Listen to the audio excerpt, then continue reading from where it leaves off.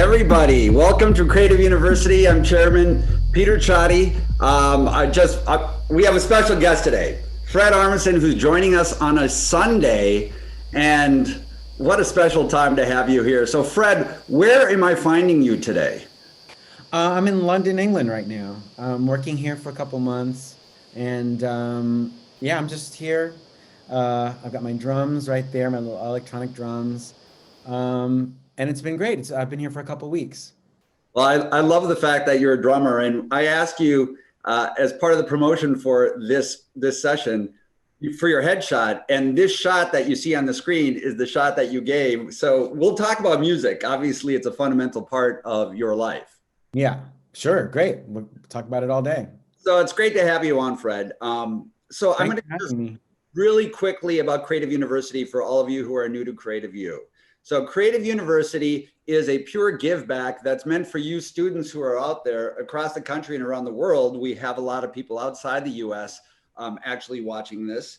And it's meant to give you access to great creative and innovative minds, both on the creative side, but also on the business side. So you get exposure to a wide array of roles in the business, of voices in the business. And that's the intent. But we also want to give you immediate opportunities, so tangible opportunities in the business. And so if you show the dedication that you really want it, we want to help you. We want to go to bat for you. And this was all my wife and I, with our two kids, we started this very organically, and that's what this is. And it's very gratifying that we are able to have people like Fred join us. And if you want to check out some of the other great sessions, just go to the Creative University YouTube channel. But that's enough of that. I want to get to Fred because I want to make sure that we keep it to 1 hour of his time. And there's a lot of ground to cover about his how he got into the business, how he's created these characters that are just classic characters. And Fred, I have to tell you that our family just cracks up all the time we see you. Oh, great. Across all the different things that you do, whether it's documentary now, Portlandia, but we'll talk about all that kind of stuff. Sure. Thanks.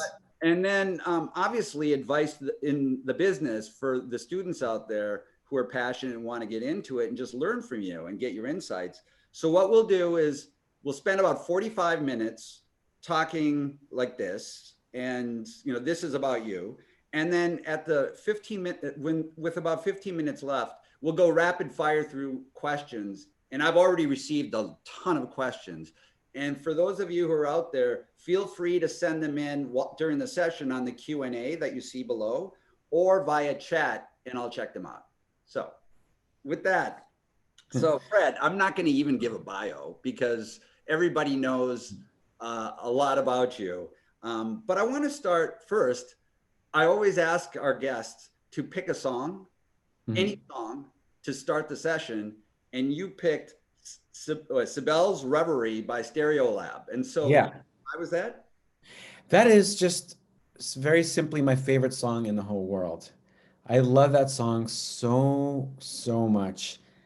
And I heard it when you were just playing it just now, and it just always works. It always moves me.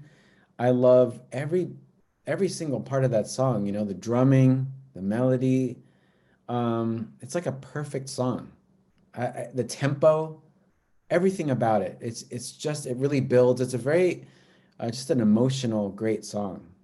Yeah, it definitely feels very positive, very much that way. Yeah, positive and kind of dreamy too. Absolutely. I was actually, because you pointed me to Stereolab, I haven't checked out much of Stereolab, but it was really good. I've been listening to it all morning. But so, Fred, let's start from the very beginning. hmm So tell us where you grew up. What kind of kid were you? Were you a class clown? Just tell us a little bit about your childhood, and then we'll get into like how you got into your career.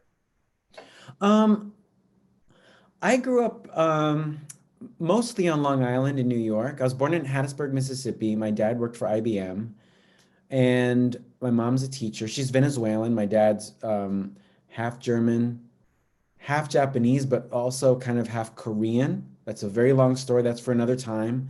But we thought my grandfather was Japanese, but he's really Korean. Hmm. Um, grew up on Long Island, then for a couple years in Brazil for work. My dad, we moved to Brazil for a little while. And what kind of a kid was I? It's very, it's almost like very easy to like paint like you know, uh, a sort of singular picture of what that is. So it's many things. I would say I was a happy kid. I really loved my friends. I feel like my family was really good to me.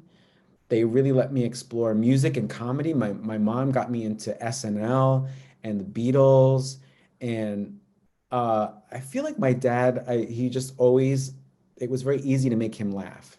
So I would do impressions for him and stuff. And I liked going to school. I wasn't particularly athletic, so I just sort of gravitated more towards art stuff. And the thing that my friends and I had in common was like watching a lot of TV together. And so we just all continued to watch SNL and whatever, Monty Python, Benny Hill, SCTV, that kind of thing. And then I started playing instruments.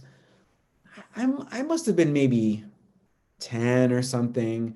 I got into drums. I took some guitar lessons, but when I was living in Brazil, I went to an American school there. That's where I sort of started hearing Brazilian samba music. That's where, that sort of hypnotic tempo that started coming in. So Yeah. I've got a sister. We got along great, and yeah, that was it. And then back to Long Island, and then art school after high school. So when you got into art school after high school, Yeah, and you had already explored, you were a drummer, as you said, you were already, yeah, you practiced comedy around the house with your family. yeah. So which direction did you take from art school first? Um, well, it was always music. So the reason I went to art school is because of music. Like because all my favorite bands, Talking Heads, bands like that, like they all met at art school. So I don't know how much I was into really filmmaking or visual art. Mhm. But it was more about like, oh, I got to meet people to play with. So it was always a mix. Like my heroes were always a mix of all those things. Mark Mothersbaugh from Devo, David Byrne. There was always like Keith Moon was sort of a drummer, but also very much like a visual entertainer. So it was always supposed to be both. So I was thinking that drumming was going to be my way into it. I was like, oh, maybe there's a way to be whatever Mark Mothersbaugh is, whatever you call that. Um, and then I just got deeper and deeper into music. So, but from there, much later, I started getting into comedy. Got you. And by the Yeah. way, you mentioned Devo, and we Yeah. talked about this a little bit before the whole session began. But I was introduced to Fred from Jerry Casale of Devo, who I've come to Yeah. know. And I just got to say that I reached out to you, and you reached back immediately, and Well, it's because of Jerry. Like, Jerry sent me I don't, by the way, Jerry is great as well. I don't know why. I mean, I picked Mark just because of the glasses, I guess, like, and also because he went on to, do soundtracks and stuff. Because my hope is that I can keep evolving and doing something completely different. But Jerry, he's a genius as well. And also, like, as I got to know Devo, like, that's the guy who made everything so uniform to me. I'm like, the things that I loved about Devo and love about Devo, Jerry, uh, it turns out he's the guy who's like, no, this is how he explained to me that those 3D glasses they didn't just put on 3D glasses. He's like, no, they're inside out. So you can see the white frames. That's how visual, that's how specific he is. Anyway, because he sent me your information, I don't need to know anymore. I'm just like, yeah, oh, great. If it's through Devo, the answer is yes. Yeah, listen, I really appreciate that. And I Jerry is just like he's such an authentic, real, true Yeah, artist. True authentic absolutely. artist. It's I was a huge Devo guy too. Okay, Yeah. so that's where you were then, and then music was kind of your first thing. And you started, I don't know if you started a band, but I read a little bit about a band called Trenchmouth. Is that Yeah. So from art school, I just started a band with my friend Damon, who I went to school with, and That's when I moved to I moved to Chicago for a while, Okay. and we were a band. I was a drummer in that band for a long time, 1988 till about 96 or so. So that was like my, my life was touring and playing the drums. That's it's like it's the way that I got to see a lot of like the country and the world, and in a strange way, it taught me a lot about entertainment in general and comedy. Like we really goofed around a lot in the van. That's like all bits. I And I bet. think I'm guessing that like a lot of those bits is what ended up on TV. Yeah, I bet. So you did that from 88 to 96.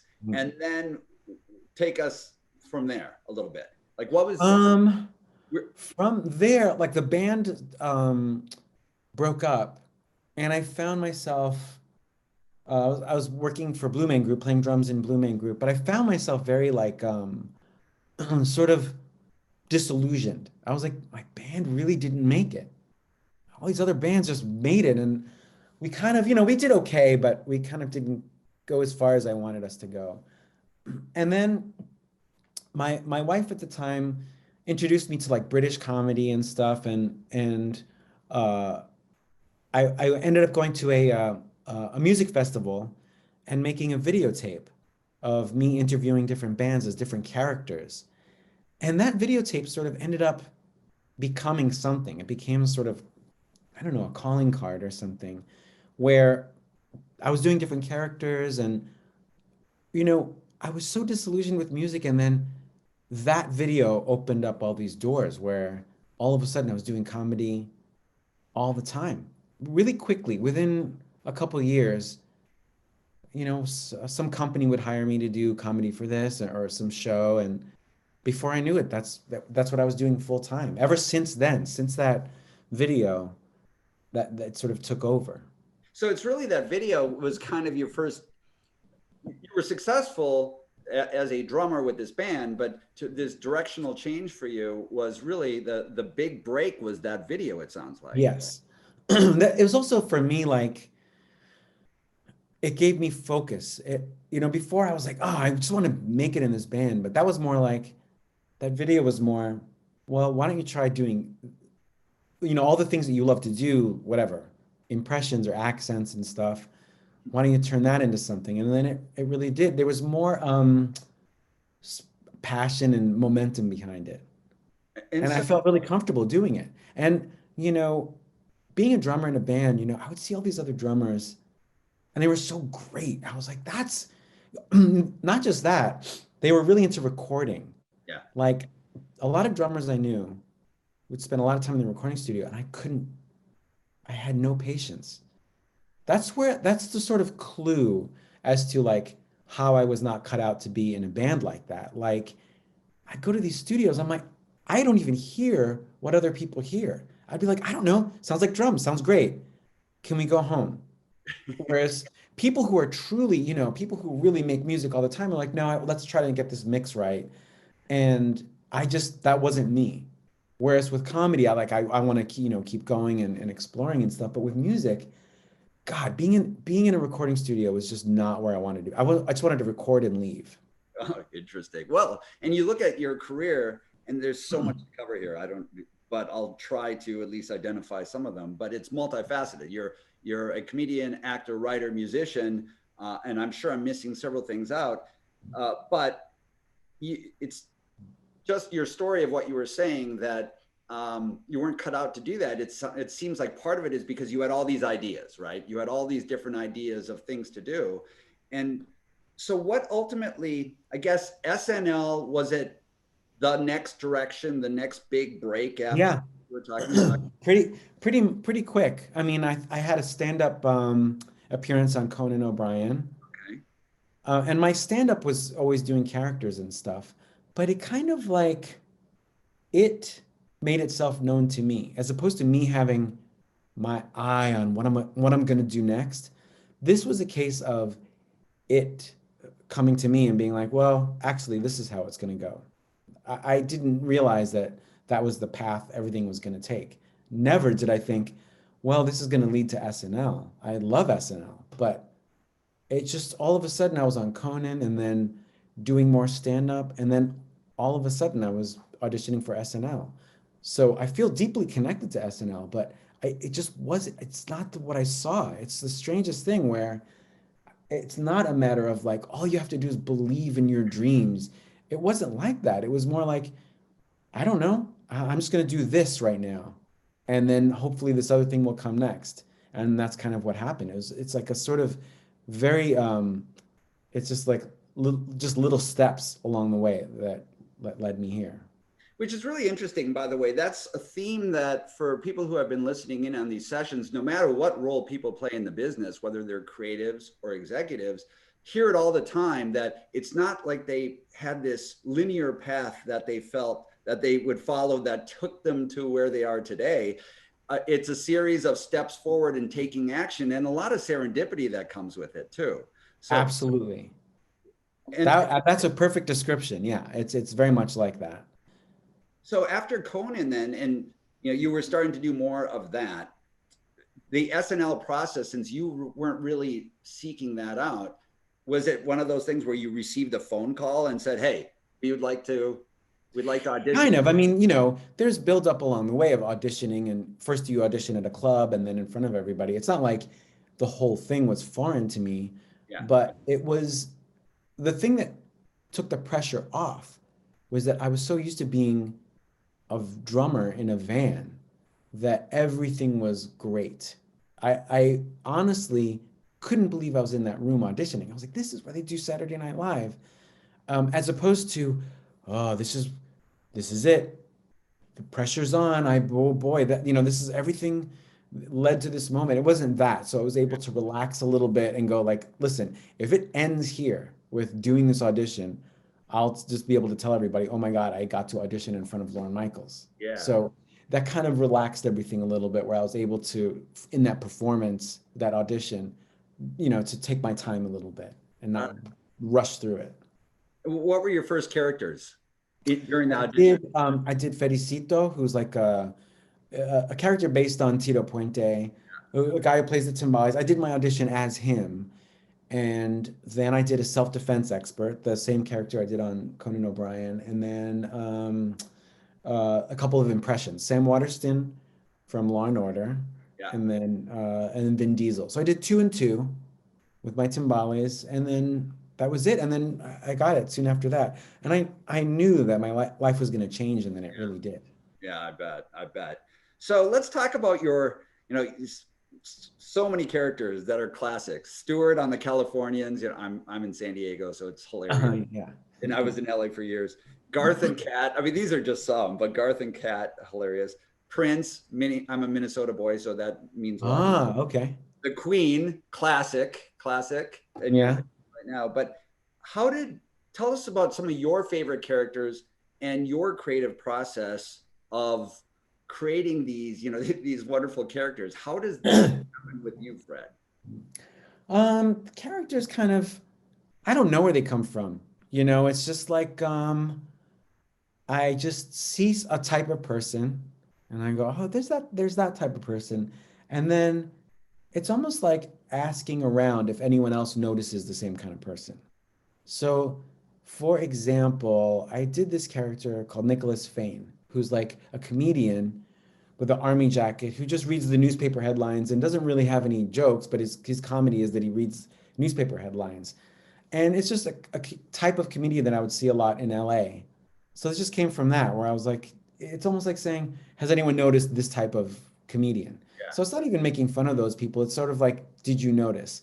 And then Californians that's just the obvious thing of like, when you go to LA, everyone really does, including myself, you just talk about directions. So much of your conversation is how you got somewhere, a little shortcut, what taking the 405 and all that stuff. So that came from that sketch came about in a bunch of different ways, but part of it was like at the table reads, me, Keenan, and Bill, sometimes Andy we really would have just gotten back from LA, and then we would start talking about all the different highways and stuff. But some of it was like I met Dana Carvey, and Dana Carvey was talking about his son.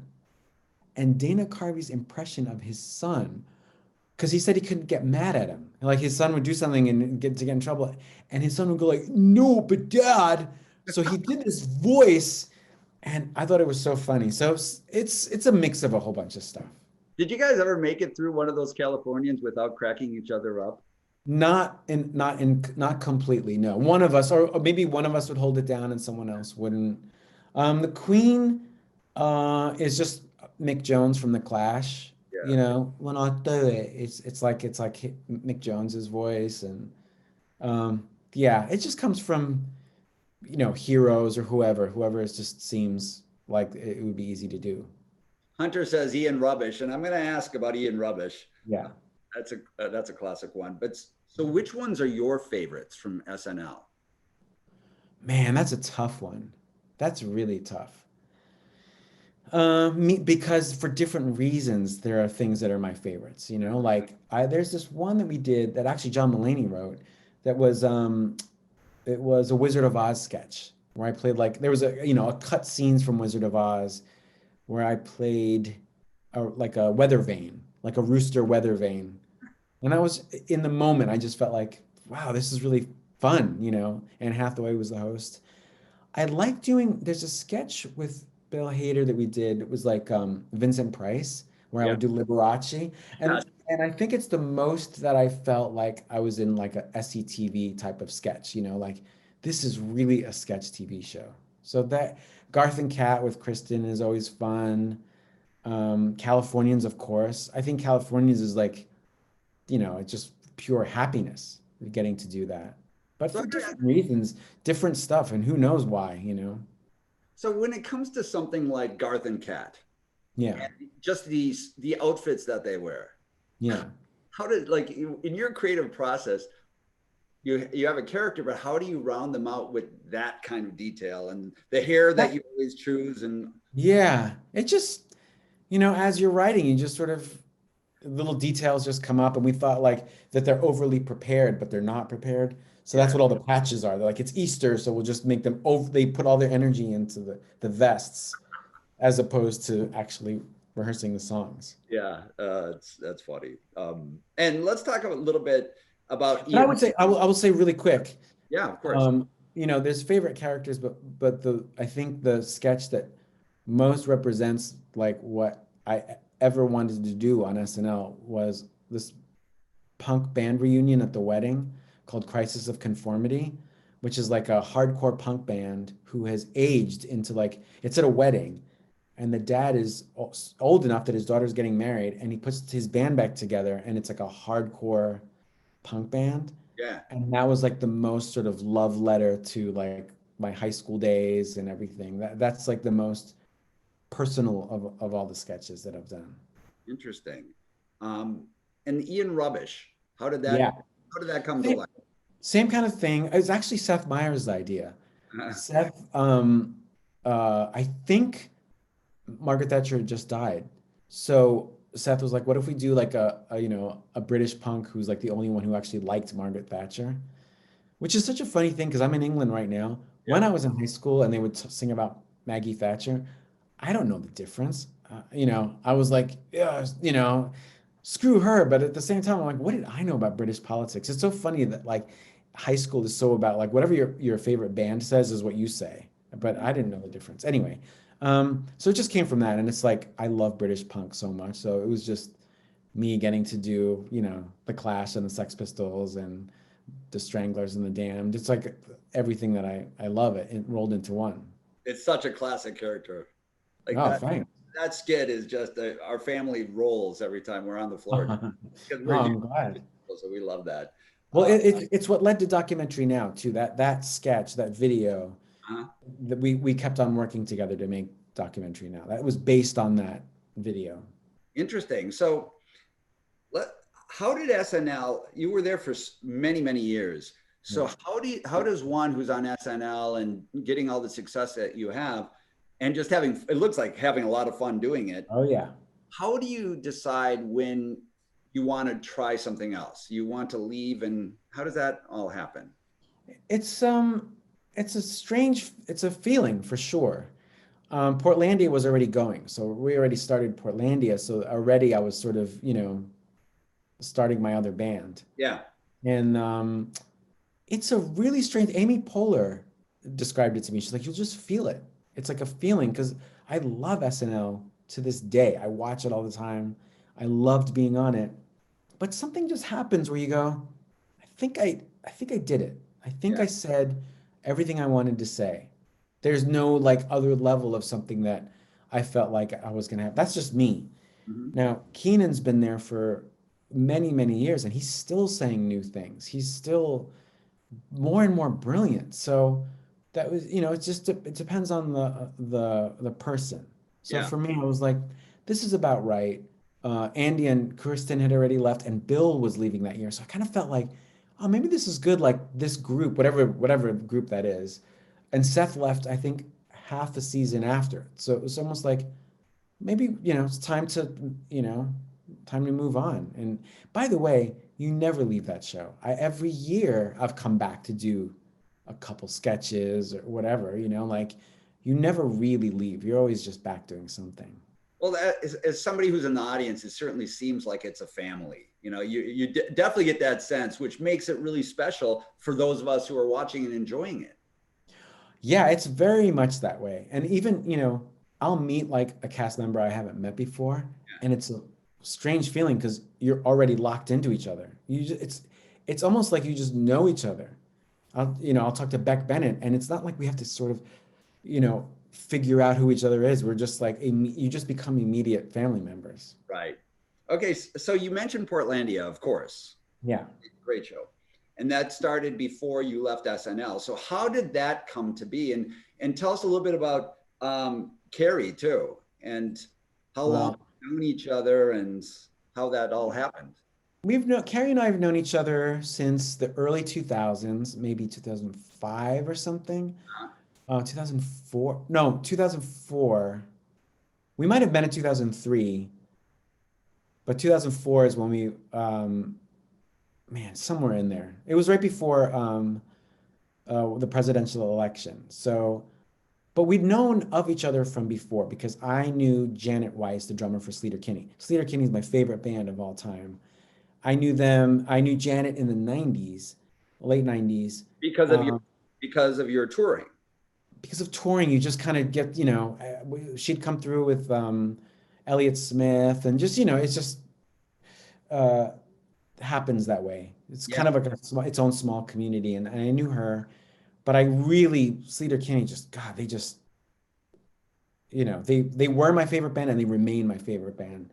And they were in town in New York and I invited them to the show. They couldn't come because they were having a show, but we met at the after party. And I met Carrie, and it's one of those things, instant friends, where I was like, this person is going to be my best friend.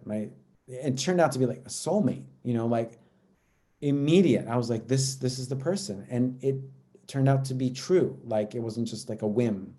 And I would go visit her and we would, instead of like, I'd go to Portland, that's where she lived Mhm. and still lives. And then instead of forming a band with her, which is so cliche, like, hey, we should jam, we just had this idea of like, why don't we make videos?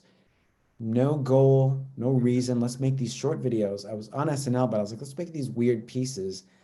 And then we did. We had like a camera guy who also did the sound, and we would go around Portland. We'd do the feminist bookstore. We'd do different sketches. And over time, we just had enough that we could had a presentation to do a pilot for IFC.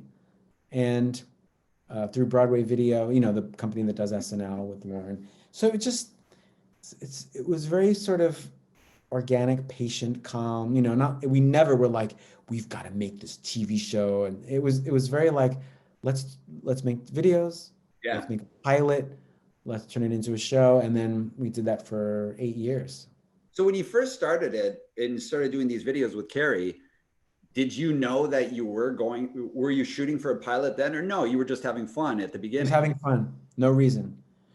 We were so bad at like monetizing anything that I think we just put it up on a website. You know what I mean? We didn't even have any plan of like, hey, stay tuned next month. There's a new one. None of that stuff. We just put it up. Didn't even keep track of who was watching it. it was like putting cassettes out or something. Yeah. No, no business sense. And your favorite characters from Portlandia? Obviously Candace is is a classic from the Women and Women First bookstore. Yeah, But who are your favorite characters that you both did? I like doing the goth characters. We called them the weirdos. They're, top hat and like, you Yeah, know, corpse paint and all that stuff. I just every time I even see a photo of it, I laugh. It's just like seeing Carrie like that is really funny, and I think I like doing those the best. Those are the ones who are like, yeah, yeah. yeah. So did you see those kind of characters truly running around Portland? No, just around. Actually, that seems. I saw people like that more in LA. That's kind of like a more Right. California thing. Um, yeah, So how did Candace happen? that was just more about the wig because there was a shop there that we really liked that what was based on. Uh-huh. There was also a place in Chicago I used to know that I think was called something and something first. That was on Clark Street. And then it was more about like when I visited Portland, I noticed that a lot of people, which was rare, really let their gray hair fly. People in Portland, it was just they did not cover up gray hair, which is really different and cool. Yeah, not Like it was LA. very, yeah, it was awesome. So it's just something I noticed. LA wasn't like that, and nothing against LA, it just wasn't. And then it just went from there. Just we put on these wigs and just imagined what it was like to work at that shop. Yeah, another great series. And there's so many more. Documentary Now, you mentioned Documentary Now. Yeah, I have to ask you about the Blue Jean Committee. yeah, that's based on. I just really like soft rock. Uh, you know, you grew up on punk rock, but then all of a sudden, I guess as you get older, I would just hear Seals and Crofts or the band America or something, and you really do kind of like it just hits you. It just you're all of a sudden there. You're in wherever on on the beach or whatever, and then just something in there. I was like, what about like a soft rock, easy band? That drumming is so sweet and jazzy chords, just Alina very. Breeze. Yeah, Catalina Breeze, all that kind of stuff. So it came from there, but we needed to do it for this documentary. And then I think Bill came up with the idea of basing it about on the Eagles documentary. Because the Eagles are, I think from like originally from Michigan or something, like Yeah, real working class Michigan. And they turned into these like California easygoing guys. So it was like we did the equivalent, like Chicago to, you know, California. yeah. For those of you out there who haven't seen it on Documentary Now, Blue Jean Committee, there are so many great episodes, but you got to watch that one. And then Late Night with Seth Meyers. Mhm. You're the band leader for the house band. You play with Devo. I want to ask you about Devo because I have that connection with the band too, and I'm just curious. How did that happen? How did your relationship with Devo happen? And then you actually came to become a drummer for live sets for them. Well, over the years, I made it my business to meet Mark Mothersbaugh and to just be in his, universe. Yeah. And we got along, and we would, I would see him here and there, and I visited his studio, and we just always stayed in touch. And then one day, I mean, he knows what a fan I am, and but one day, Devo's playing this festival, and I bought tickets. I bought tickets to this festival. I was like, "Ooh, this is gonna be great." It's in Oakland. Yeah. The Damned are playing the next day, so I'm just gonna stay the whole weekend. And then Mark texted me and he said, "Do you want to take the Devo challenge?" Right? So I was like, "Yeah." Will you play drums? And I was like, this is a for real story. I thought there was a contest where you play a Devo song with them. And I was like, "Yeah, I'll join the contest." Where you play one song. Yeah. He meant the show that I already bought tickets for. It's like little by little, he was like, "What songs would you want to do?" And plural songs. I'm like, and then I figured out, I think he means that, do I want to play the whole show?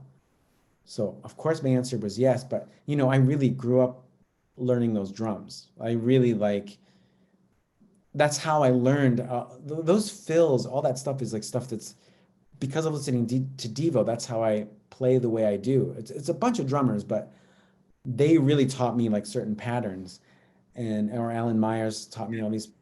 I learned from his drumming, and it was very. I never had to learn how the songs went because I was like, I know this is like, I don't even have to think, and I know how this song goes. You know, the Yeah. math is really weird. The math is really weird on those songs. It's not normal.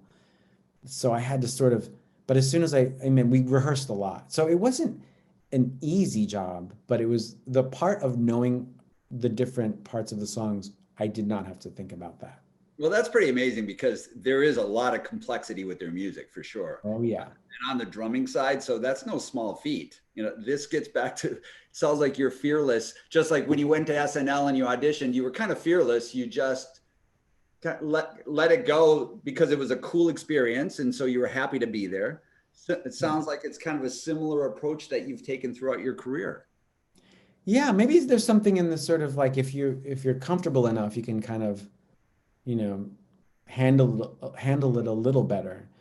With Devo, this other opposite thing happened where I was very impressed with myself that I knew all the parts, and I really expected, Devo to look back at me and go like, "Holy moly, how did you figure that out?" But they didn't because they've done those songs so many times that they're not like impressed with their own songwriting. They're like, "Yeah, that's how the song goes." Mhm. They were just sort of like, "Okay, yeah, they've been doing it so much that they weren't like they were like, let's just keep practicing. So anyway, So, is there anything in the business, like throughout your career, because you've done so many different things, anything that has been daunting to you that was scary when you did it? I Like, would say the Devo thing is the most that I ever practiced. It's the most that I ever really put my enjoyment aside uh-huh. because of phones, right? If I play this festival and I mess up, it's not a jam session. Devo doesn't jam out and play and like whatever. They're not loose. Hmm. So it's the most that I ever was like worried of getting it all right. So even though I knew all those parts, I still didn't want to mess it up. So I really practiced. We practiced together and I practiced alone. The drum sounds are not the drum sounds that I normally use. They they tune the drums really low, not my thing, but I wanted to take my ego completely out. I didn't want it to be like Fred on the drums. I was like, this is Devo. So my drums are all tuned down. Everything was like very outside of my comfort zone. And in the moment when I was playing with Devo, I never like sat back and like, hey, groovy. Yeah, it was very like, I'm gonna get through this set and I'm gonna get it right. So that's all I cared about was getting those parts right. And then after I could enjoy it. Then after I can go home and go, oh my God, I can't believe I did that. But the thing that made it all work out also. I mean, those guys were lovely to me. They were great. They made me feel very welcome, but it was also the crowd. When I looked out into the crowd, I forgot that everyone dresses up, Yeah, you do. energy domes and every version of Devo out in the crowd. I forgot that that was going to be an element, and that's what makes it all like that was like the fuel for the whole thing. Like, oh yeah, Devo fans are the best. They're just the best. Interesting. So, all these different things, how do you juggle, Fred?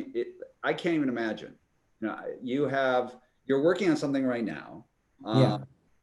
You have many, you're involved in so many different projects. So how do you determine how much you can handle and how do you juggle it all? And what are the motivations to do all the things that you're doing and so much of it? I just want to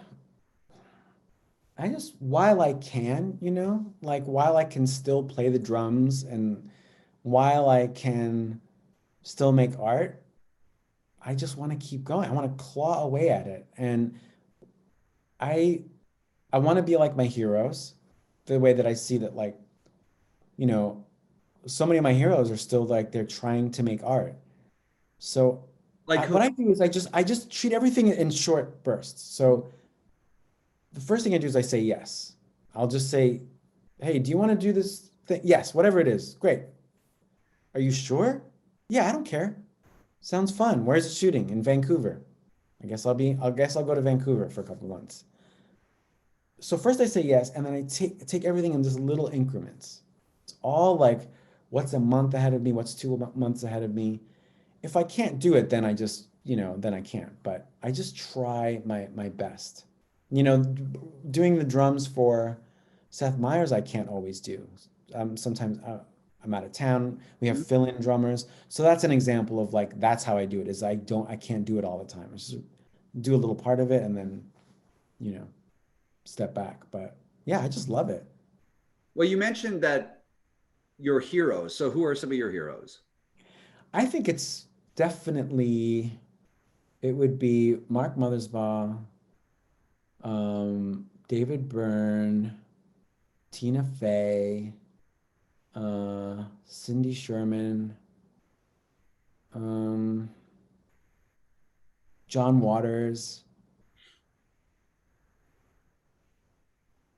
I think the singer from Guided by Voices, he just keeps Guided by Voices just keep putting out records. I just keep every year there's like another two records or something. And so then that's another one where I'm just like, that's the way to go. Just keep going.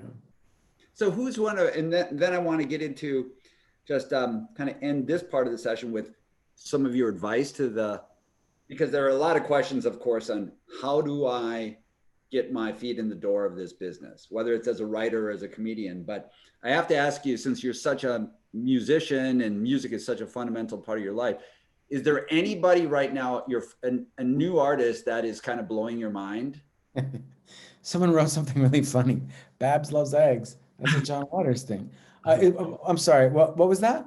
Just one of your favorite new artists, like new discoveries, musician wise. Oh yeah, there's a band called Def Rain, DEF, second word rain, that someone just mentioned to me in an email. Right? They're like, "Hey, you should. This is a band I like." I started listening to them and I cannot stop. They're from Texas. This Texas band. I think they're a duo. And I didn't even think about this question before you asked, but that's the one band that I could say right now where I'm like, I mean, I love them. They're just great and like they're like dancey but kind of spooky. Perfect mix. Yeah. Perfect mix. Yeah. Okay, I'll check that one out too. Yeah. And then from a kind of your insights to the students who are out there who are contemplating creative careers in business. You had your path, but are there any specific things that, pieces of advice you can give them on how to move their path forward? Okay, I'm gonna try to answer without repeating myself. Because if I repeat myself, then I'm just giving like advice, like, hey, like I'm gonna try to think what has worked. Um, I would say go ahead and spend money on something that is out of reach, but that you just want for your art. It's okay. Like, it's okay to like, I don't know if it's an extra bass or something, or if it's I don't know if it's a keyboard or something, just that kind of stuff. I'm really glad that I did. Mm-hmm. There's, whatever it is, just it was drum equipment or something like that. Even if it seems like, oh, I don't know if this is the right thing to do, just go ahead and do it. It's okay. I'm giving you the green light to, be, Experiment. yeah, to experiment with that kind of thing. I am a big fan of copying heroes. I've gone through stuff where I've actually gone through like real, like career stuff where I'd go, what would Prince do? Right? Because Prince, now, even more now, I'm like, he wanted out of his contract so bad that he changed his name. I'm like, that's the way to go. Like, be, just do things that, I don't know, something about that move is very like not, it was so like, uh, just Punk. bold. Yeah, Um, it really is. Let me think what else. Really go easy on yourself. Go easy on yourself. Do not, if something doesn't work out, if it's an audition or a school or like a band breaking up, please go easy on yourself. It's not the end of the world. You're gonna find yourself like a year later going like, what was I so bummed out about? Yeah. So getting caught up in like, oh, that was my one chance. Forget it. It's all right. There's something else. That project anyway is gonna fall apart. Don't worry about that. Well, that's, So yeah. yeah. No, look, I think again, that's great advice and some recurring themes that I hear from the people who I'm speaking with, which is that guys out there, there's so much going on. Don't put too much pressure on yourself to have it all Yeah. figured out. Just don't, because nobody does. First of all, that's the dirty little secret. Nobody has it all figured out. And it's okay if there are days where many days where you have no idea what to do. Just take some steps forward. Like, and Fred, I love the fact that you you were talking about that you don't have long-term agendas. You're not looking 5 years down the line of where you want to be. It sounds like, okay, I have some things now and then we'll see where that takes me, and it's okay. I've learned that as a for sure thing. Even when I started doing comedy, I remember I moved to LA Yeah. and I really said to myself, this is it. I'm a comedian and I'm going to live in LA forever. And then I got SNL back to New York. Yeah. So there's no such thing as like, this is it. It's just it's always going to keep changing. And that's kind of what, I mean, it's really what makes it all exciting and fun. Okay, great. Well, thanks. I'm going to go through rapid fire with a lot of these questions. Okay. Okay. So So, these are questions from other people? yeah, these are questions from students out Okay. there. So I received a number of them before the session, and I'm going Okay. to go through some of those, but there's a lot of hands that Q&A questions too, so I'll try to get to those. But Molly from North Carolina State University asks, what's the coolest thing you've ever done? The coolest thing I've ever done. I think for me, it's Portlandia. Just the fact that I got to make that show and work with Carrie Brownstein, that is something that like I love doing that so much, and I feel so good about it that I worry about how happy I am about it because I can just die. If I died right now, I don't have any. I'm like I did it. I did Portlandia. I'm way good. Yeah, great. Sophia from University of Michigan asks, what gets you up every morning and keeps you motivated? And if your life was a soundtrack, what would the title be? uh, uh, what would the title be? Um, I would say nonstop, and just like as one word. I would say music nonstop. That's a Kraftwerk song, but music nonstop. And then what gets me up in the morning? I love waking up. So I love having coffee and breakfast. Early? Yes, I like breakfast and coffee early, and I know it's a very literal thing, but I love breakfast so much. The night before I'm like I can't wait for breakfast. That's funny.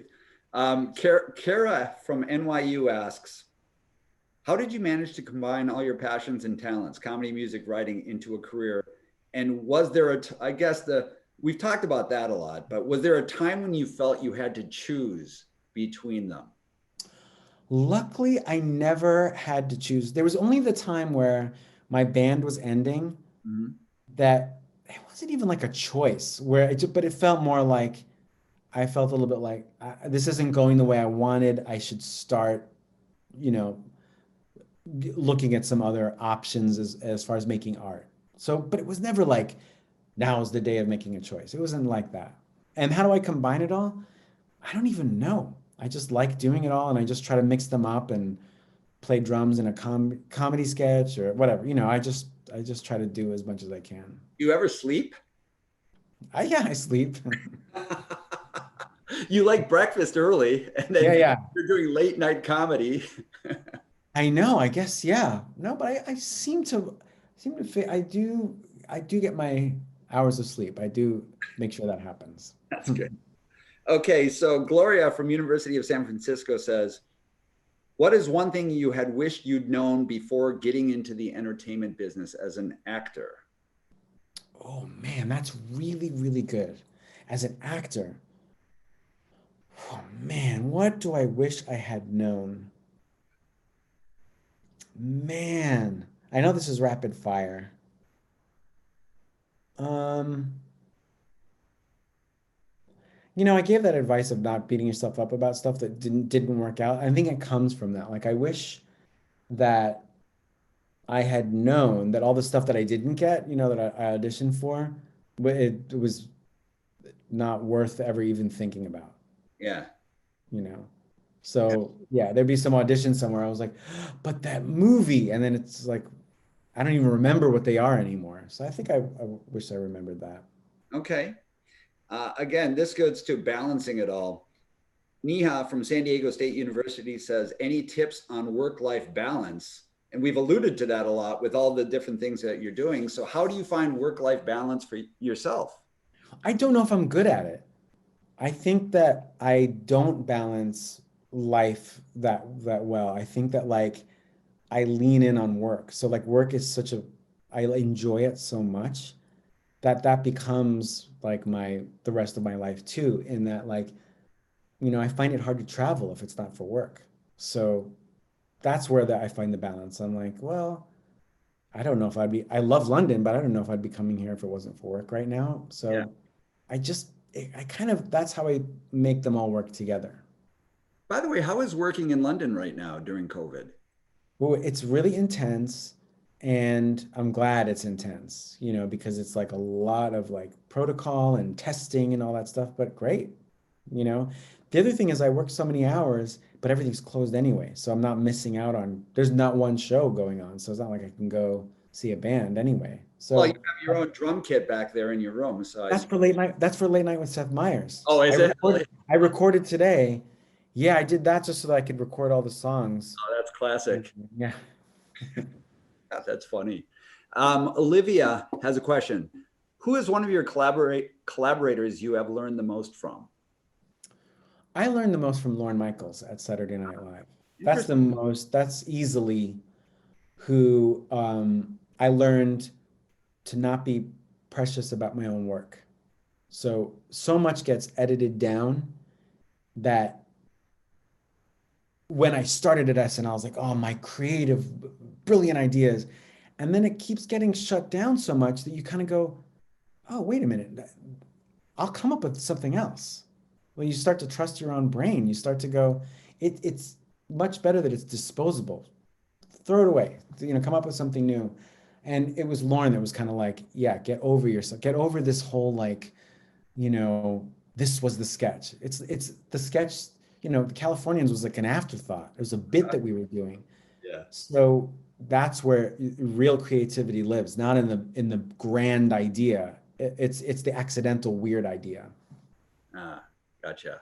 Timo asks, and we didn't talk about this one. How fulfilling was it to be part of making a show like Los Spookies, where y'all have pushed the envelope for comedy and representation for Latinx creators? Well, that's, as corny as it sounds, I'm half Venezuelan and my mom, like we grew up speaking English and Spanish. Mhm. And it was like a nagging thing in my brain that I wanted to do. I was like, I gotta do something. I want to do something in Spanish, but not like, like just like about Spanish cuisine or music. I didn't want it to be like a light, you know, sort of look at like what, you know, Latin America is like. I didn't want it to be, I wanted it to be deeper than that. I wanted to be like, what happened to the goths and all the like, where's that stuff that I love about Latin America? Where is that? Like going to Mexico City and all these places. And when I was in Brazil, like there's a real, like, they're really into horror.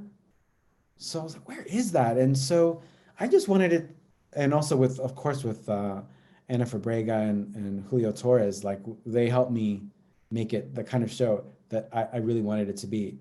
I love getting to do it. We shot that in Santiago. We had to stop midway through because of the pandemic. But we're working. We're in the middle of season 2, but we'll finish it up as soon as we can. But yeah, I just wanted it to be weird. I didn't want it to be look how quaint, look how quaint it all is. I wanted it to be like I wanted it to be really strange. Well, I would imagine at this point in your career, with all the successes you've had, you have a lot of ability to have creative freedom, and there's a lot of demand for the ideas that you have. So, do you feel that way? Yeah, it's also like, what would I want to watch? Hmm. That's all. That like I was like, where's that show? So I was like, why don't we make that show? Right. So, an anonymous attendee says, Fred, in your time on SNL, which cast member made you break most on screen? And was there a specific skit that sticks with you? Well, you talked about one of them, but where you just couldn't help keep a straight face. And then "We Love You" is what anonymous attendee. Oh, thank you, Anonymous. There's one sketch that I did with Bill Hader. We spent our last year at SNL together, and I think we were trying to make each other laugh. That's a bad thing. I don't mean bad, bad. I mean just like now we were so comfortable that we were like starting to like really mess with each other a little bit. And there was this one where we played, and it never went to air, but where we played these two doormen. Mhm. And Bill did this thing where he was in the way of my cue card. So he was in profile and he was ducking down. So I couldn't read my cue card, and he, for some reason, was in profile. And it made me laugh so hard. It made me laugh so hard I couldn't breathe. It, it's we went to dress. I went to dress rehearsal. It's out there. I've seen it, and I couldn't breathe. It was the most I've laughed in front of a camera. So you two partner so much together. So Yeah. there certainly seems to be a special bond there. Oh yeah. We're still really good friends, and yeah, definitely a special bond. Well, Yeah. he's an amazing talent. Also, Come on. What he's a he's pretty oh, incredible. yeah, he's incredible. The best. Okay, so it's 11:57. I'll get to a couple more and then I'm going to let you go. And then for students out there, if you want to learn more about Creative University, I'll stick on afterwards. I'll let Fred go at the top of the hour. We have a couple minutes, and then I'll answer any questions and we'll talk a little bit more about anything you want to talk about the business. Um, let's see. Kurt asked an interesting question. How do you deal with writing slumps or writing blocks, either in music or comedy? Do you force yourself to write something, even if you think it isn't good, or do you put it all away and come back to it? I kind of have to put it all away and come back to it because it really stinks when that happens. It's a real drag where writing is, some people could write really easily. I what I do, the fake out that I do is if I have an assignment, right? Like I've got to write whatever, an episode of something or a sketch. Sometimes I just can't crack it. I can't, but the fake out that I do is I go, well, this one's just a treatment and it's just 4 sentences. Sorry, like, hope this is okay. Yeah. And the people who receive it are like, oh, great. I guess this is how you work. This is a very like light version of what you want to see. I guess we'll improvise the rest. But the truth is, I'm like, I could not figure out how to make this thing. So I either put it away till later or I do a fake version. And, I don't know if this is good advice. What happens is it ends up working out anyway. There'll be a paragraph that ends up being a sketch or an episode of a show, and then somehow it gets made. So that's bad advice because I'm telling people just to blow it off. It's all good. So we started with you started your career really with music. So I'll end this session with a music question from Hunter. Who and we talked about one, but who are some current artists that you have had your eye on apart from the artists that you had mentioned Def Rain? Def Rain that have been getting you through quarantine? And it doesn't necessarily have to be current artists, I guess. Who are the artists who are helping you make it through? Oh, wow. Aside from Def Rain, every time I hear the band Real Estate, I kind of Yeah. can really like their albums are good listens as a full album. So I kind of really, for some reason, especially traveling and stuff, they really work out well for me. El Perro del Mar. And then in the early part of the pandemic, I was starting to buy more country records because I'd seen that country documentary on PBS, Mhm. and was so unfamiliar with so much of it that that's kind of like that started to like expand my mind. I thought I was done listening to music. I was like, I know everything already, and that kind of like really, I reheard like in a different way of what country music really is. So I really got into. I mean, I still do, but I'm saying that the early part of the pandemic, I went on a real tear of like buying records. Yeah. Well, I guess I'm going to ask one final question about the pandemic. So, on your creativity, have you felt as a creative, mind that you've had more time to be able to create, to really create new ideas that you can later execute on? So, in a sense, has it been like a creative, I guess, um, an energetic time from a creative standpoint? Yeah, of all areas, it's more like physical, like playing of instruments. Hmm. So my guitars, my drums are always in cases and stuff, and like I would do a tour and then everything's away, but I sort of left everything out. So that's the part that's been like I could look at a bass and go like, oh, look, let me figure this out. Let me figure this song out, and it's that kind of thing of like really for no reason getting to know a physical instrument better. Gotcha. Yeah. Great. Well, Fred, listen, I want to let you go. I'm going to let you go. It's been an hour, and again, I really appreciate how generous you were with your time and your support for what we're doing here at Creative University, and for all the students out there who, you can see the feedback. It's wonderful, and we're going to also we will. I've recorded this, and so I'll place this on the Creative University YouTube channel, and along with the other great sessions, so you can enjoy it again, everybody. Sorry. I'm looking at these Q&As. Is Yes. this in the chat?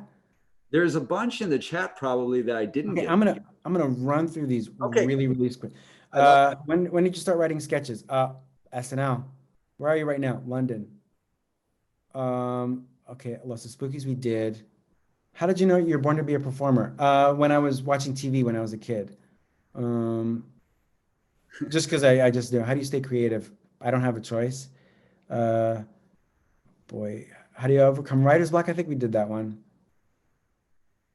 Many comedians mentioned the stress and anxiety of being on SNL.